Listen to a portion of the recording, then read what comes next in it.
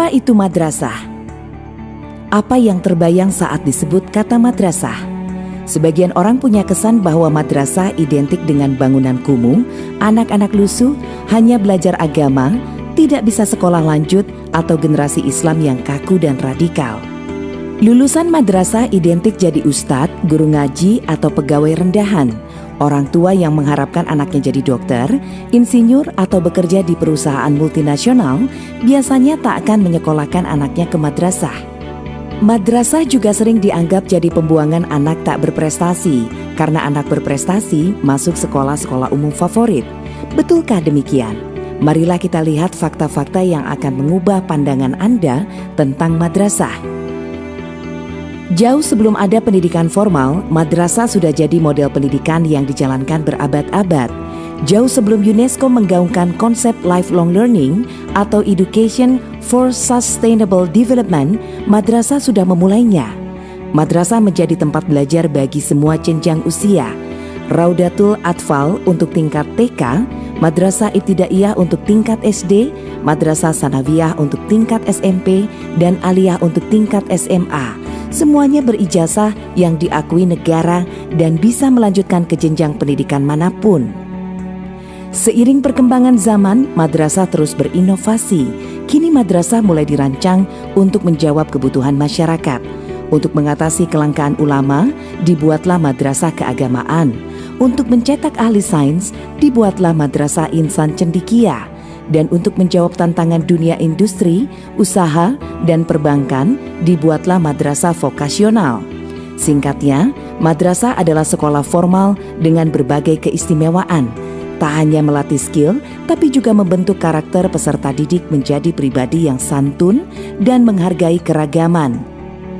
Dengan dukungan negara, masyarakat, dan swasta, sekitar 76.000 madrasah akan direvitalisasi. Bangunan diperbaiki, sumber daya dilatih, pengelolaan ditingkatkan, menjadi lembaga pendidikan yang menjadi mesin perubahan. Tak ada lagi kesan kumuh, siswa lusuh. Madrasah akan jadi lembaga pendidikan yang berwibawa, meneruskan tradisi berabad-abad, melahirkan para pemimpin bangsa yang paripurna. Jika yang Anda cari adalah pendidikan yang mengakar pada sejarah bangsa, jika yang Anda cari sekolah yang bukan hanya belajar ilmu, tapi juga akhlak, jika Anda ingin para intelektual kembali membangun masyarakatnya, jika yang Anda cari adalah anak yang memiliki pandangan keagamaan yang rahmatan lil alamin dan menghargai kearifan lokal, jika Anda percaya pada pendidikan untuk perubahan, maka madrasah pilihannya.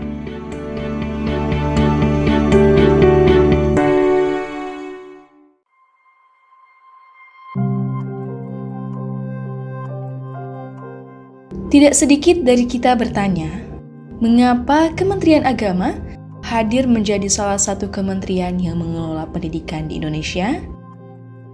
Mengapa muncul madrasah sebagai lembaga pendidikan Islam yang kian berkembang pesat?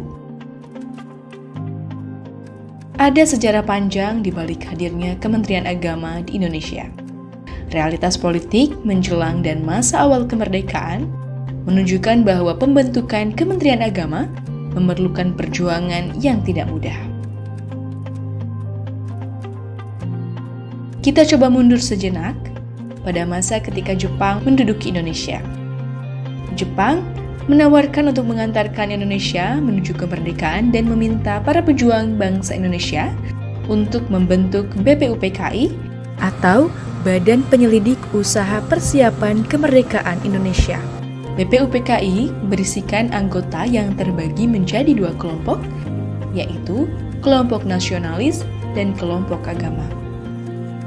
Kedua kelompok yang berbeda ini menyebabkan ada dua pilihan dasar Indonesia, yaitu Indonesia didirikan atas dasar agama atau atas dasar negara. Pertentangan dua kelompok besar ini makin lama makin menguat dan hampir saja deadlock di dalam BPUPKI. Akhirnya bertemulah kesepakatan antara kelompok agama dan kelompok nasionalis, yaitu Indonesia berdasarkan Pancasila dengan rumusan Piagam Jakarta yang diputuskan pada tanggal 22 Juni 1945.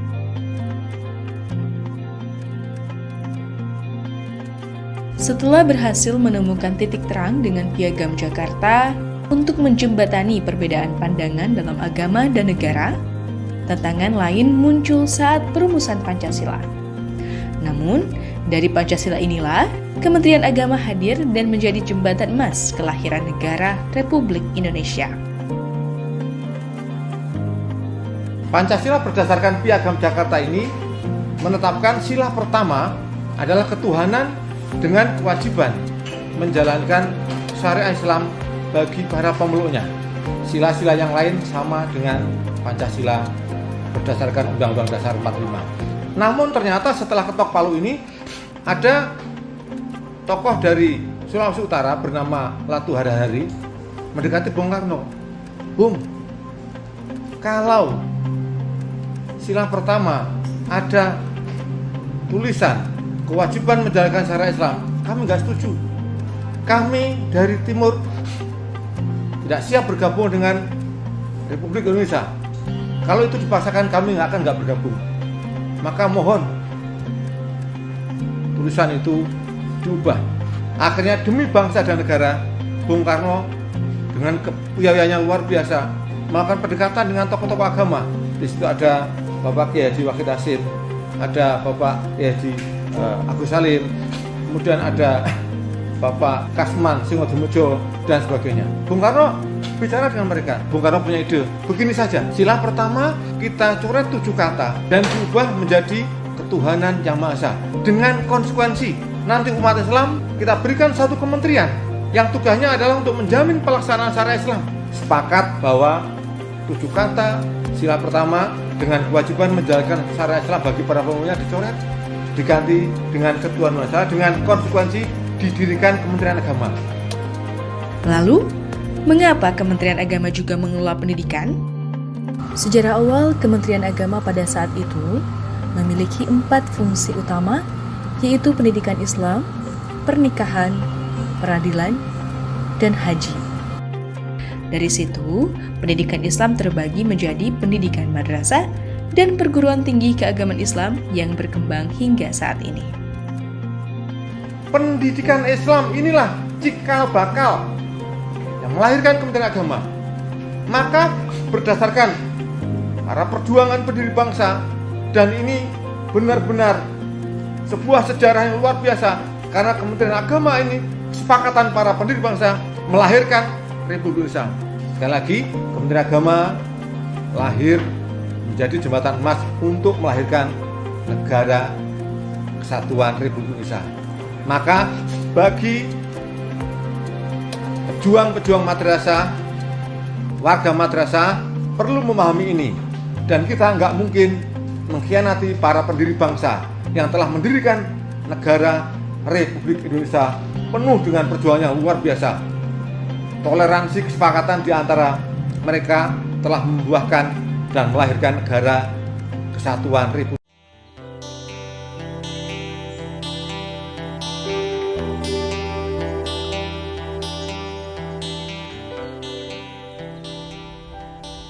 Indonesia adalah negara yang dianugerahi banyak kelebihan oleh Allah.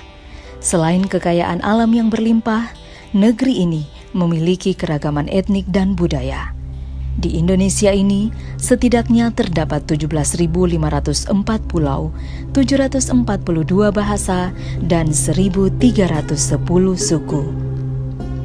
Orang Indonesia patut bersyukur karena diberi ketentraman dan kedamaian yang selalu dijaga oleh penduduknya yang merupakan komunitas Muslim terbesar di dunia. Corak Muslim Indonesia dikenal paling toleran karena keberhasilannya mensinergikan prinsip-prinsip agama dan demokrasi. Semua itu tidak terjadi tiba-tiba. Ada usaha keras dengan disertai komitmen tinggi menjaga keutuhan anugerah itu. Salah satu yang menjaga dan memagari agar komitmen itu tetap tinggi adalah pendidikan Islam. Pendidikan Islam telah mencatatkan sejarahnya yang panjang dalam menjaga kelestarian khasanah bangsa.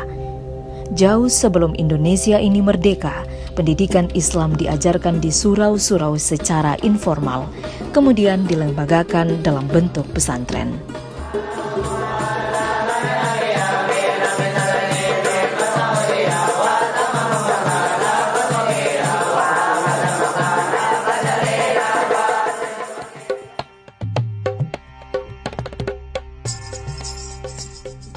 Pesantren di Indonesia sangat unik karena didirikan secara swadaya berbasis masyarakat.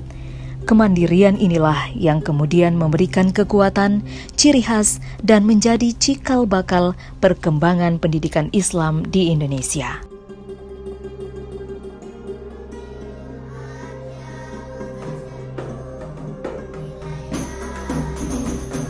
Pendidikan Islam itu kemudian mengadopsi cara pendidikan formal yang kemudian melahirkan madrasah sebagai lembaga pendidikan umum berciri khas Islam. Jenjangnya meliputi madrasah ibtidaiyah, madrasah sanawiyah, dan madrasah aliyah. Adopsi mekanisme pendidikan umum kemudian sampai pada tahap menyerap materi dalam kurikulum madrasah secara bertahap. Dalam perkembangannya, madrasah kemudian mampu bersaing dengan sekolah umum dalam bidang akademik dan non-akademik, baik skala nasional maupun internasional. Dewasa ini, nilai ujian nasional siswa madrasah bahkan cenderung lebih tinggi dari rata-rata nilai nasional untuk mata pelajaran bahasa. Pada perguruan tinggi, pendidikan Islam dilaksanakan melalui Ma'had Ali, STAIN, IAIN, dan UIN. Mereka tidak hanya diajar oleh para dosen berlatar belakang pendidikan dalam negeri, tetapi juga para dosen bereputasi internasional seperti dari Amerika, Eropa, Timur Tengah, Jepang, dan lainnya. Tidak heran jika beberapa perguruan tinggi Islam telah masuk ke dalam ranking 20 besar Indonesia. Saat ini, pendidikan tinggi Islam telah memiliki lebih dari 450 orang guru besar studi Islam. Sementara di sekolah umum, pendidikan agama Islam telah dimasukkan ke dalam mata pelajaran pilihan sejak tahun 1952. Kemudian pada tahun 1968, pendidikan agama Islam dijadikan sebagai mata pelajaran wajib dan menjadi tolak ukur kelulusan di sekolah umum. Puncaknya, pada tahun 2007 lahir peraturan pemerintah nomor 55 yang mengatur setiap satuan pendidikan pada semua jenjang dan jenis pendidikan wajib menyelenggarakan pendidikan agama. Kini pendidikan Islam telah berkembang dengan pesat dari segi kualitas maupun kuantitas. Tercatat saat ini terdapat 77.000 madrasah, 28.000 pondok pesantren Ma'had Ali, 84.000 madrasah diniyah, 135.000 taman pendidikan Al-Quran, dan 700 perguruan tinggi keagamaan Islam. Dengan ditopang oleh 776.000 guru madrasah, 182.000 ustadz pondok pesantren dan Ma'had Ali, 489.000 guru madrasah diniyah, 693.000 ustadz taman pendidikan Al-Quran, 31.000 dosen perguruan tinggi keagamaan Islam, dan 145.000 guru pendidikan agama Islam di SD, SMP, SMA, dan SMK. Mereka terus menanamkan komitmennya untuk menjaga keutuhan Indonesia.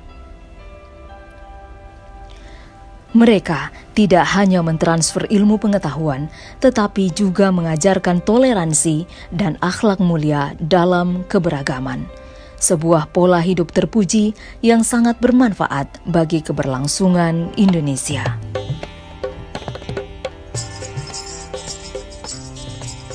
Saat ini, sebanyak 9 juta anak Indonesia belajar di madrasah, 3,7 juta anak di pondok pesantren dan Ma'had Ali, 6,3 juta anak di madrasah diniyah, 7,6 juta anak di Taman Pendidikan Al-Quran, dan 775.000 mahasiswa menuntut ilmu di perguruan tinggi keagamaan Islam.